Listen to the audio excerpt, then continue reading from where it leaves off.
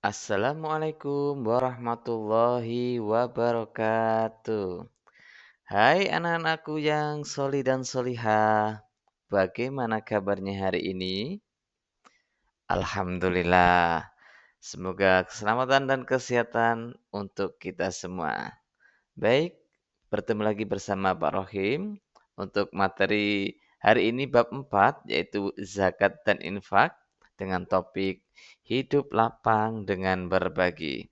Baik anak-anakku semuanya, sebelum kita laksanakan pembelajaran, mari kita bersama-sama berdoa dulu. Bismillahirrahmanirrahim. Baik anak-anak semuanya, tujuan pembelajaran hari ini yaitu siswa meyakini makna zakat infak dengan benar, menyebutkan jenis-jenis berbagi zakat infak, meneladani kisah orang yang suka berbagi, dan menyebutkan keutamaan dan hikmah berbagi. Baik anak-anak semuanya, mari kita lanjutkan pembelajarannya.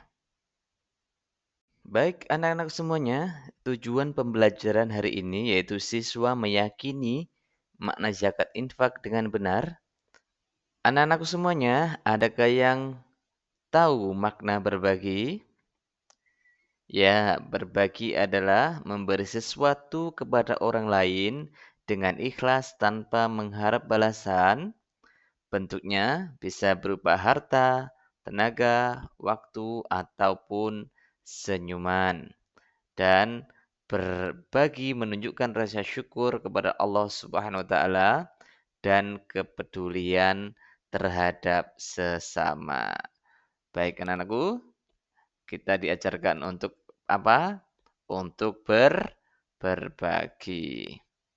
Ada yang tahu zakat? Ya, zakat artinya tumbuh, berkembang, suci dan berkah. Zakat secara istilah adalah harta milik seseorang muslim atau milik badan usaha yang wajib dikeluarkan menurut ketentuan syariat Islam. Adapun macam-macam zakat, anak-anak ya, ada dua macam. Yang pertama zakat fitrah dan juga zakat mal. Mari kita lanjutkan materi zakat fitrah. Zakat fitrah atau zakat untuk membersihkan diri. Pada bulan Ramadan, umat Islam wajib mengeluarkan zakat fitrah. Menurut fitrah, zakat fitrah menurut bahasa artinya bersih atau suci.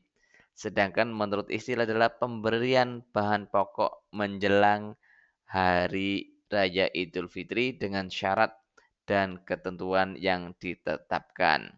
Jadi, hukum zakat fitrah hukumnya wajib bagi umat Islam. Zakat fitrah atau zakat untuk membersihkan diri. Pada bulan Ramadan, umat Islam wajib mengeluarkan zakat fitrah. Adapun zakat mal atau zakat untuk membersihkan harta kita. Zakat mal disebut juga zakat harta. Zakat mal adalah hasil perdagangan atau perniagaan, hasil pertanian, perkebunan, penangkapan ikan, peternakan, barang temuan emas, dan perak. Penghasilan harus dijagati, yang dikenal dengan zakat profesi. Baik anak-anak, sampai di sini sudah tahu ada berapa macam? Ya, ada dua macam zakat. Zakat fitrah dan zakat mal. Baik, anak-anakku semuanya, Pak Rokim akan menjelaskan ketentuan orang yang wajib berzakat dan ketentuan orang yang menerima zakat.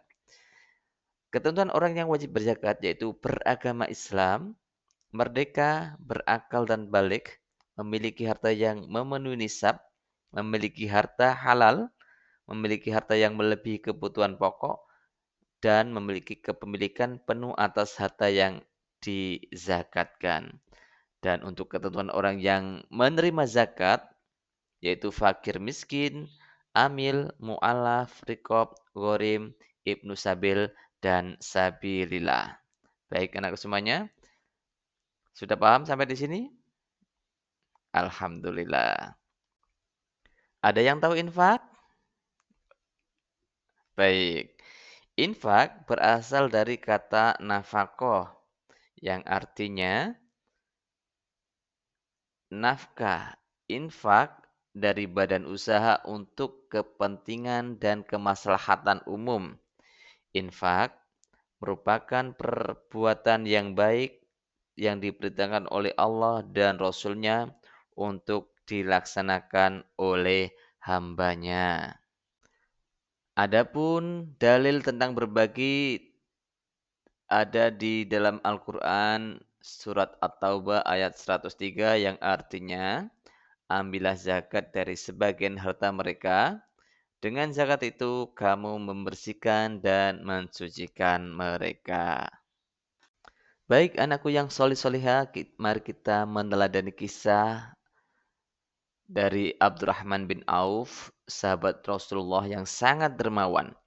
Beliau tidak segan untuk menyumbangkan 700 ekor unta beserta dagangannya di jalan Allah untuk perjuangan.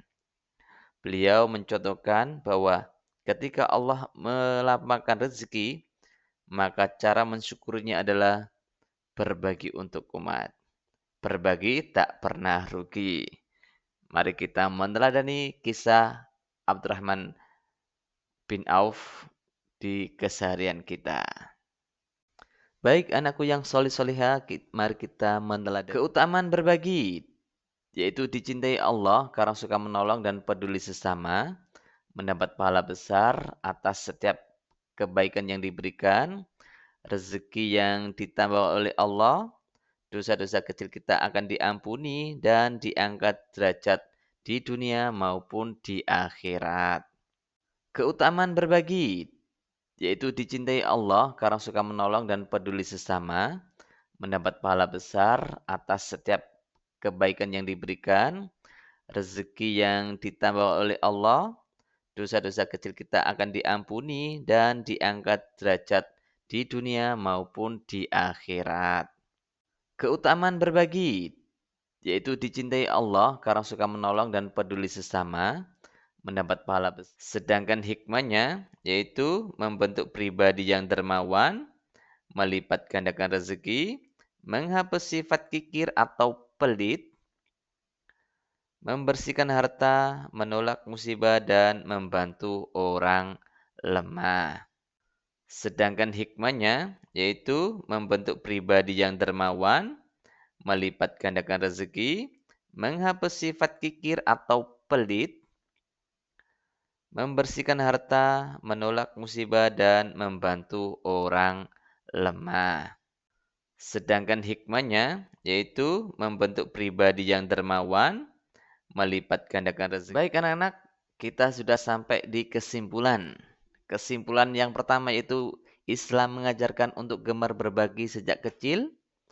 Zakat, infak, sedekah, dan hadiah adalah jalan kebaikan. Berbagi membawa manfaat dan hikmah, juga keutamaan yang luar biasa. Jadi kita kesimpulannya adalah kita dididik untuk suka dan gemar berbagi dan jangan sampai menjadi orang yang kikir atau pelit. Baik anakku yang solih-solihah, semoga pelajaran hari ini bisa bermanfaat kepada kita semua dan kita bisa meneladani dan menerapkan di kehidupan sehari-hari. Dari Pak Rahim, saya akhiri. Assalamualaikum warahmatullahi wabarakatuh. Sampai jumpa kembali.